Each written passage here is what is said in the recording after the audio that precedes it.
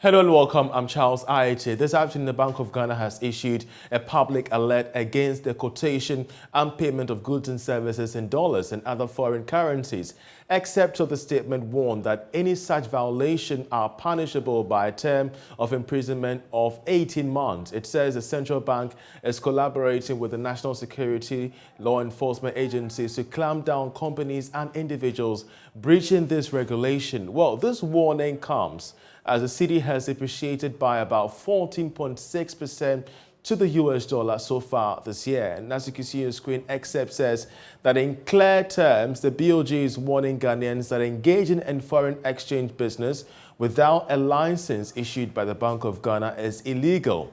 Pricing, advertising, receiving or making payments for goods and services in foreign currency in Ghana without the BoG's written authorization is also legal. Well, joining me via Zoom with their perspectives are economists with Data Bank, Courage Mate, as well as the Chief Finance Officer at the Valley University, Dr. William Seprap. Welcome, gentlemen, to the program. I want to start with you, Courage. Of course, it's obvious that this warning is part of measures being taken to appreciate the performance of the cedi against various currencies. But too little, too late, do you think? Well, thank you very much for having me, Charles. I would also say better late than never, because I think it's appropriate to begin by paraphrasing one of the great philosophers, Thomas Hobbes, that in the absence of social control, man will live in a state of nature governed by his reasons in the service of his passion, unquote.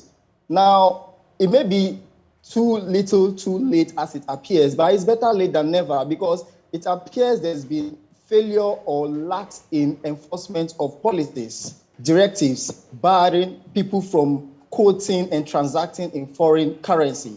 So because of that, it has created a state of free for all, and that is hurting the stability of the exchange rate to some extent. So it may appear quite late, but I mean, better late than never because it is high time policymakers took a firm stance against some of these activities. And it is important to also stress that people should read this directive within the context of the fact that it is not just those engaging in price quotation that are liable for sanctions, but also those engaging in purchasing or patronizing these activities. Well, hold on your thoughts there because Dr. William Seprap also joins us on this matter.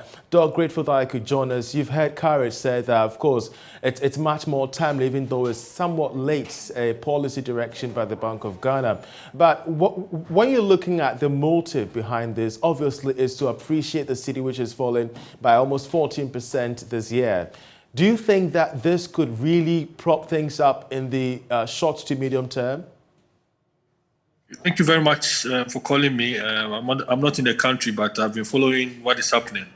So let's go back into history. In 2003, this same instruction was issued when our currency devalued. In 2014, this same instruction was also issued. And in 2022, we are having this same instruction being issued. What it means is that we as a country are not positioned very well to go about in making sure that we get this thing implemented and enforced. The problem is with our enforcement strategy. So in the short term, maybe some people will be arrested as scapegoats.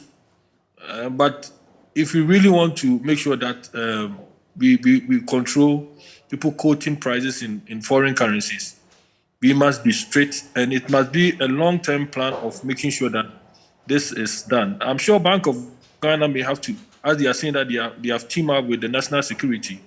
This should not be a 9-day wonder, but there should be a long-term strategy to ensure that this is achieved. If not, our currencies will be having this devaluation all the time. Anytime the currency devalues, they issue this kind of order or instruction, but we don't see anybody being arrested or punished. So for me, in the short term, maybe within a week or two, somebody will be arrested and they will splash it in the news. But if we don't have a long-term plan as to making sure that the security agencies work to make sure that we arrest people who are involved in doing illegal trade in foreign currencies, we will still be having this challenge in the near future. Great. If you could also hold on your thought there, Dr. Williams Pratt, for just the next few minutes, because we have online Mr. Megayebo, Samuel Megayebo. He's Executive Secretary of the Ghana Real Estate Developers Association. Why we're having him is because when it comes to the quotation of, services in dollars, real estate companies are really much into it. And Mr. Megayebo, grateful that you could join us. You've, of course, listened to the submissions of the two gentlemen, as well as heard about the directive from the Bank of Ghana. From your perspective, as Executive Secretary of GRTA, you know that most of the members, we do not know whether they have license to do so, are into the quotation of, the pricing in dollars. How do you respond to this, and how is this informing you as GRTA?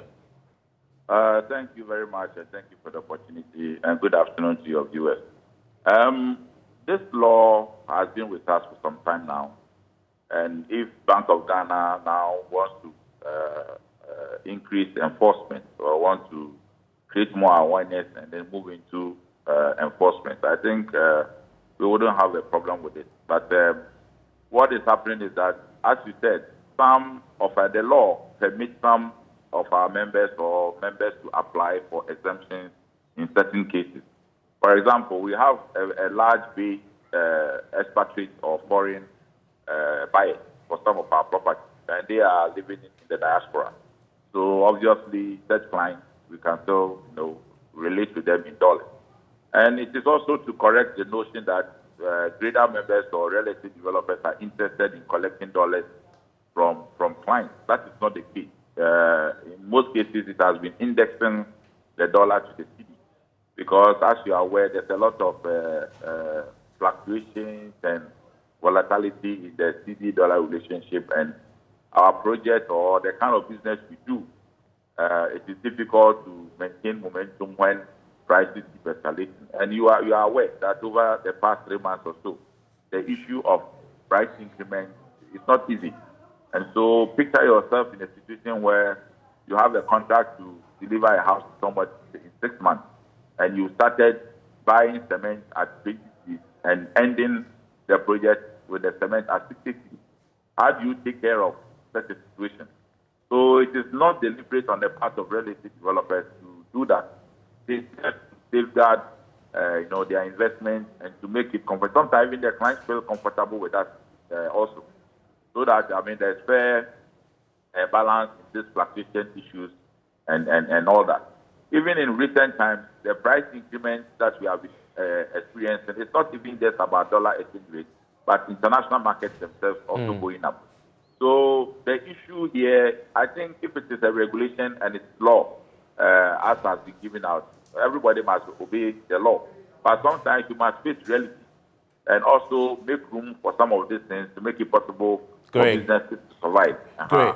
But in facing reality, Dr. Williams, before you take leave of us, you've heard from GRTA's point of view, the cedis, not being stable against major currencies, really having a toll on their goods and services and the production margins. How do we balance the risks, even as the Bank of Ghana is moving very tough on, companies engaging in the quotation in dollars without necessarily having the license to do so, and not also having to put them in a tight place where they could, be kicked out of business because of the fluctuation of the cedi? How do we balance the risks?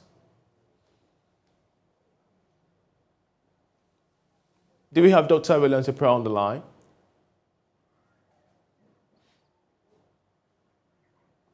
I'm afraid we've lost him. But Courage, if you could take this up. Of course, you've heard from GRTA's point of view, the risks involved with working with the cedi, even though there's so much for the very proposal, the directive by the central bank. How do we balance the risk of ensuring that even as we're moving to ensure the cedi is much more stable by this very austere measure, we're not kicking businesses out of the company? If you look at the issues, it appears there is a bi-directional causality between dollarization and the behavior of exchange rate. So on the one hand, you can argue that because we dollarize our products, then there's too much demand for dollars. But at the same time, it appears it is a consequence of unstable exchange rate. And then people wanting to bypass the stocks would now have to dollarize. So there appears to be some bi-directional causality. Now, from what he said, it appears the ball has been thrown back in the court of the policymakers, where the alternative to dollarization is indexation. Now, if you find yourself in a situation where there's price volatility, exchange rate volatility, one of the ways around it is to index. And so it tells you that you need to stabilize exchange rate by whatever means. And we all know what the causes of the exchange rate volatilities are. Chief among them is the fiscal excesses or the fiscal risks. And the MPC has always highlighted on that a lot more. Once you get a lot of these risks down, then you start to get a grip on exchange rates. And then the issue of dollarization and indexation will also go down. So, yeah, this is how to balance it. Whilst you call for a reduction or a stoppage of dollarization, there's also the call or the responsibility on the policymakers to ensure a stable exchange rate and in general price stability in the economy. Great. Mr. Megayebo, you're listening to Courage Marty there, and of course, sound reasoning he has, shared with us.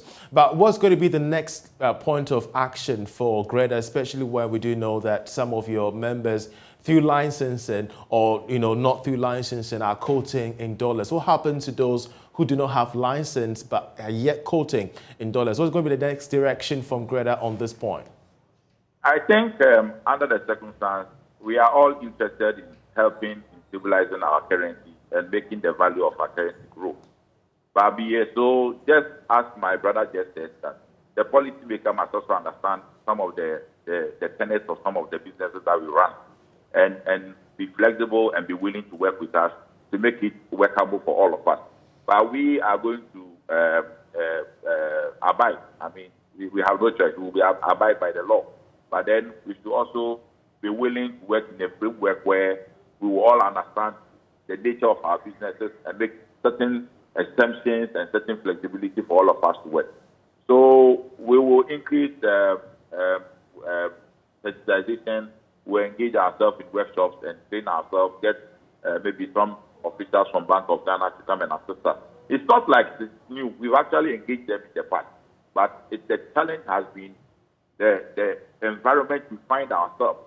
And so we need to fix the economy itself. We need to work towards stabilizing the currency naturally so that all these things will not come in the first place. You see, that's the way I see it. Because it is difficult, really difficult, as I explained to you, when you are building a project and you start with the price and you finish at the price. It has brought so much confusion between clients. Some people who have signed on mortgages, for example, we are having a very big challenge. We're working with some of them. And projects that have been secured and has been fully awarded to people. And then you get shocked with all this high increments and high prices of materials. It throws the project out of gear. And it has brought a lot of problems. In fact, as I speak to you now, there's a lot of renegotiations going on.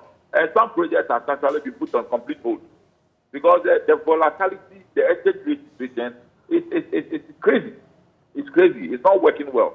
But Bank of Ghana, we cannot stop them. They should go and enforce their law. But I think they need to engage us more so that we can explain things to them, and where they think they can give us some leeway, we will use it and make it possible for businesses to survive.